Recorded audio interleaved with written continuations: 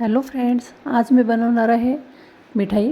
त्यासाठी मी 2 चमचे तूप टाकून घेतलेलं आहे। तूप हे हळूहळू टाकायचं आहे। त्यामध्ये टाकलेलं आहे मी 3 छोटी वाटी बेसन।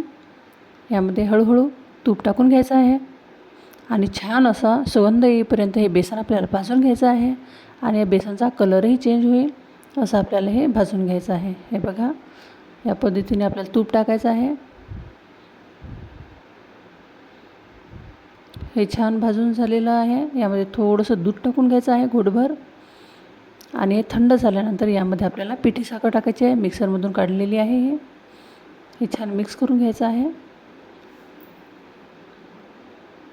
हे मिक्स करून घेतलेलं आहे मी। यामध्ये 1 छोटी पोळी टाकलेला आहे मी मिल्क पावडर आणि मी यामध्ये टाकलेला आहे बदामाचे काप।